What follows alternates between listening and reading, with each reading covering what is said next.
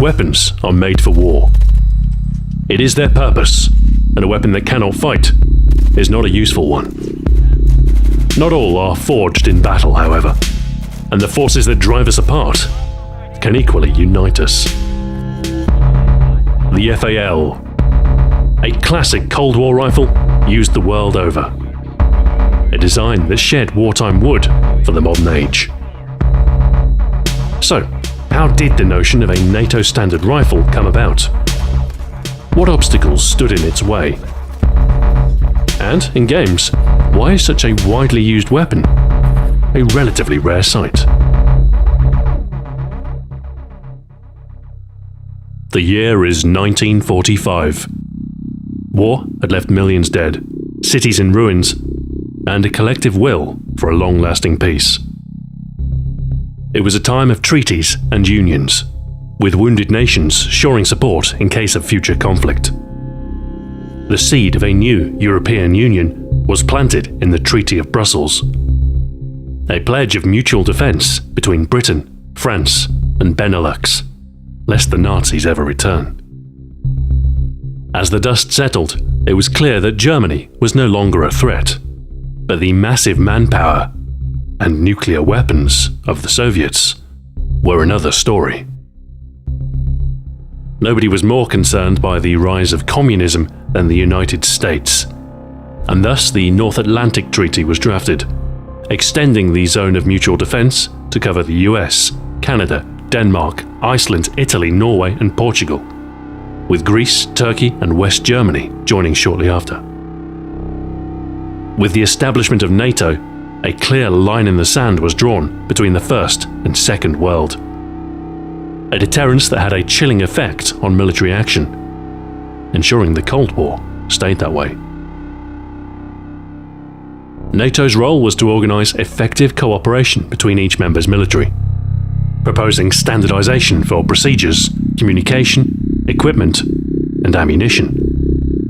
With most member nations still using bolt-action weapons, if there was to be a collective modernisation, the so-called free world needed a new firearm.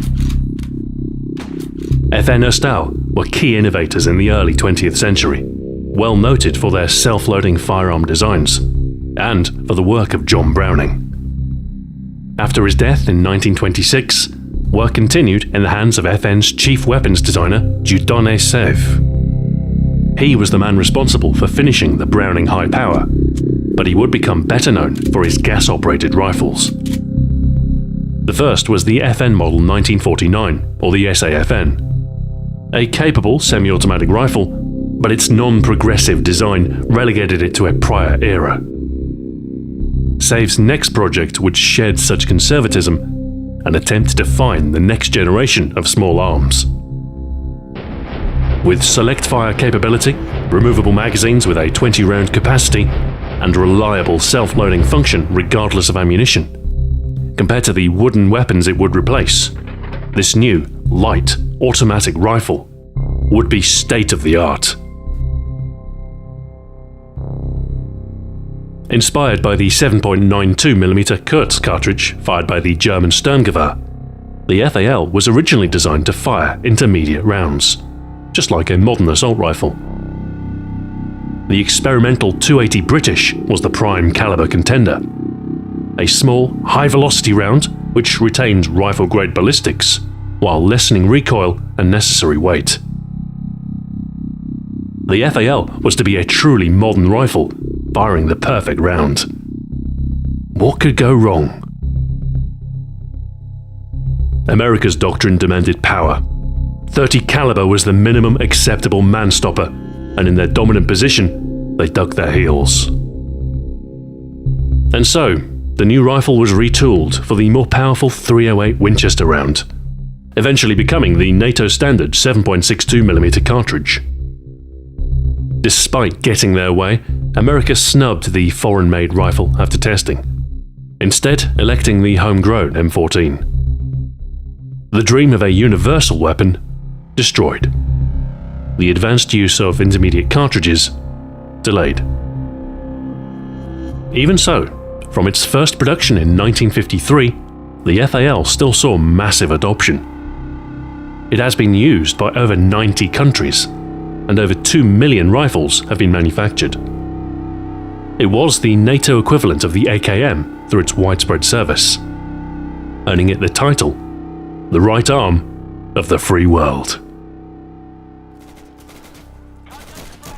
The odd thing about the FAL, with regards to its depiction, is its rarity. With the huge number manufactured, it's amongst the top 10 weapons of all time. It should rub shoulders with the M16 and AK-47, but it doesn't. It's a sideline, a relic from the Cold War, overlooked in favour of valiant World War II stories and more relevant tales of modern terrorism. After all, it was a weapon designed for unity, for peace. An uneasy peace, perhaps, but with few exceptions, its conflict saw no greater scale than skirmish. It's a relatively unassuming weapon to look at too. The most prominent feature of its sleek black exterior is its carrying handle. Compared to weapons made just 10 years before, it's a very modern-looking rifle, but its imitations are obscured by those who imitated them. Caught in the middle of two eras, it's no war hero, nor is it particularly tactical. Designed for duty and nothing else, the FAL harks to an era before Picatinny rails, where customization meant spray painting the weapon with situational camouflage. A primitive hunk of steel, without delicate decoration. You'll aim with sights of iron, and you'll like it. It might not fire the round it was originally supposed to, but it still spits its .30 caliber with aplomb.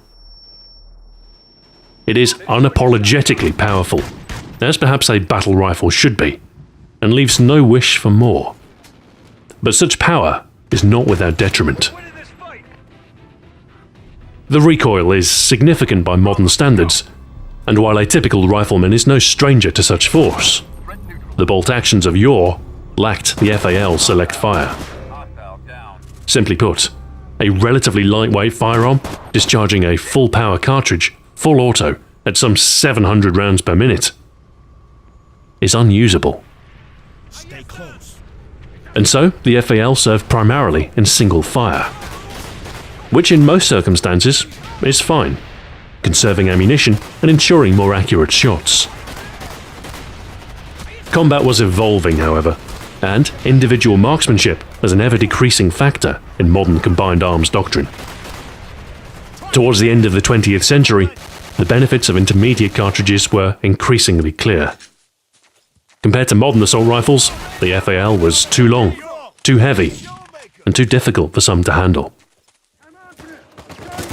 Slowly, the rifle intended for universal service was replaced. The Americans let slip their stubborn grasp on .30 caliber rifles with the M16.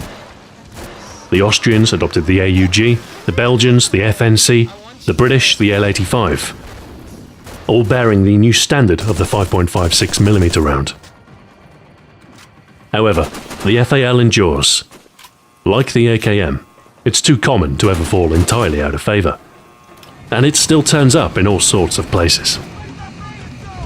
Its time as the prime tool of NATO forces might be over, but its steadfast service is sorely missed. It emerged in a fractured world, one thoroughly weary of war, the start of a new global responsibility, a need not to fight, but to be prepared. Weapons might be made for war, but this one was a product of peace. The FAL. Pacifier.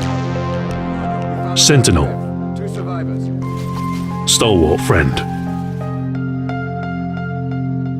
Thank you very much for watching, and until next time, farewell.